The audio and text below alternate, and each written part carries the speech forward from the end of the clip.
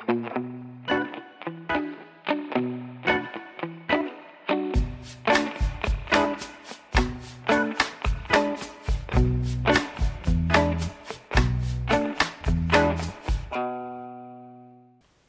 dizia daquela terra que era sonâmbula, porque enquanto os homens dormiam, a terra se movia espaços e tempos afora.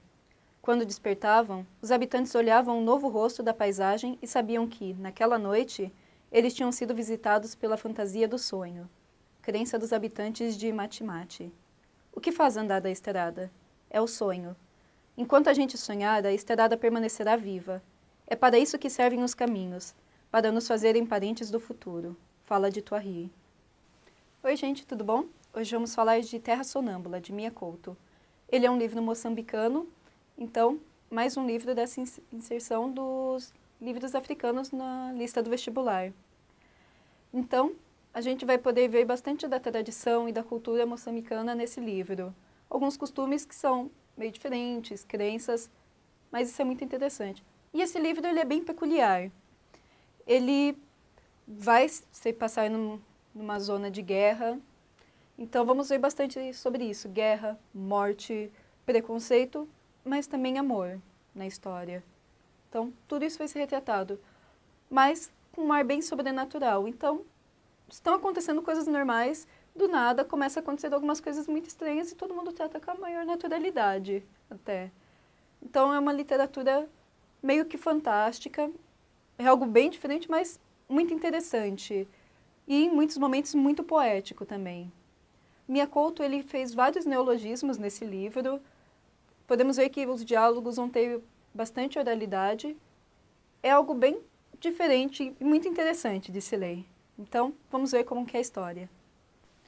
A história começa com um velho e um menino andando numa terra totalmente devastada por causa da guerra.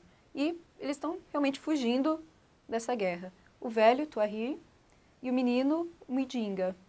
O menino ele teve uma doença e quase morreu. E por causa dessa doença ele manca da perna. Então, eles vão andando meio que devagar. O menino fica chamando o velho assim de tio o tempo todo, que deixa ele muito bravo, ele falando, eu não sou seu tio, me respeita. O menino está procurando os pais dele. Eles não têm a menor ideia de onde os pais dele possam estar. E o menino, por causa da doença, ele não se lembra de nada. Ele quase morreu, então ele vai lembrando as poucas coisas, sim, bem aos poucos. O velho que foi ensinar ele de novo como que falava, como que andava. Então, o menino aos pouquinhos vai lembrando de algumas coisas. Eles estão procurando os pais do menino, apesar que o velho fica, olha, se a gente achar, eles nem devem estar querendo mais você, porque uma criança é um peso enorme em épocas de guerra. Eles estão andando até que eles encontram um ônibus queimado. O velho olha, assim, tem vários corpos carbonizados dentro, uma coisa bem, bem feia. O menino fica horrorizado, não quer entrar naquele ônibus por nada. Mas o velho começa a falar, olha, é melhor lugar aqui para a gente se esconder, se passar algum soldado ou algo assim. E a gente pode ver escondido assim, se alguém passa ou não. O menino só aceita, assim, ficar lá dentro com a condição de enterrarem os corpos, porque ele não aguenta mais ficar no meio de mortos. Então a gente, apesar que de maneira bem que leve, sente assim esse peso da guerra, de meninos estar cercados de mortos o tempo todo e não querer ficar perto daqueles.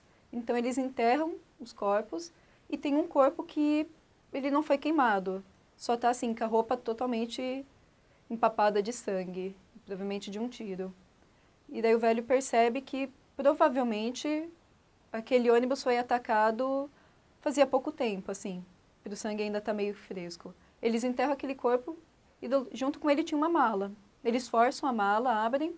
Lá dentro tem algumas roupas, um pouco de comida, que eles acham bom, e vários cadernos, com várias coisas escritas, assim. O velho não sabe ler, então para ele tanto faz, assim. Ele fala para mim, não, usa isso para acender fogueira, a gente tem um pouco de comida. Só que o Muidinga, ele se interessa bastante por aqueles cadernos. E durante a noite, ele vai, assim, abrindo os cadernos e começa a ler. E daí ele percebe que ele sabe ler. É uma surpresa, assim, para ele. Daí o velho fala, usa para acender o fogo. Ele usa só uma capa de um dos cadernos, mas ele quer ver o que está escrito lá. Então, todos os dias ele vai estar lendo um desses cadernos e se envolvendo bastante na história. O velho pede para ele, Se for para ler, então lê em voz alta para eu dormir. E é interessante notar como que, normalmente assim, são os mais velhos que leem para os mais novos, para eles dormirem, e aqui os papéis se invertem. Então, o Mindinga vai se envolvendo nessa história, que é do Kintsu. Já já vou comentar o que acontece nessas histórias. E ele fica fascinado e começa a ficar pensando o tempo todo sobre as histórias. O velho só fala para ele, olha, não pensa nisso, esquece, fica cortando as fantasias do menino. E aos poucos ele vai lembrando de algumas coisas. Ele lembra que sabe escrever também. Vai lembrando assim de sons distantes, de crianças, de escola.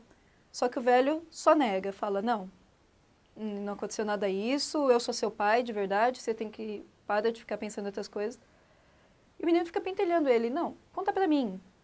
Da onde assim que você me conhece? Você é meu pai mesmo, não é? A gente percebe que o Tohiro, ele gosta assim do menino, apesar de sempre tratar ele meio que seco, quase afastando. Mas ele quer manter o menino por perto. Mas ele fica escondendo essa história dele. Um dia, enquanto eles estavam procurando comida, o Muidinga, ele encontra uma mandioca. Chega assim pro Tohiro, olha, uma mandioca, vamos comer. Aí o Tohiro fala, não, essa mandioca ela é venenosa, é a mesma mandioca que você comeu, que causou a sua doença e que quase fez você morrer. E daí ele revela a história, que eles estavam em um acampamento, assim, um centro de pessoas deslocadas, e estavam enterrando crianças que tinham morrido. E daí foi quando ele viu o Muidinga, chegou perto, assim, viu que o menino estava ainda vivo e falou para todo mundo, não, é meu sobrinho, eu vou cuidar dele. Só assim ele conseguiu ficar com o menino, impedindo assim que deixassem ele morrendo. Então ele foi cuidando, só que o Muidinga, ele tinha comido aquela mandioca com veneno e a saúde dele foi só piorando, mas do nada melhorou e ele conseguiu sobreviver. Ficou assim com algumas sequelas, mas o velho estava cuidando dele. E por causa assim dele ter gostado do menino, ele deu o nome do filho mais velho dele, Muidinga, então para o menino. E por causa disso eles estão andando juntos até então.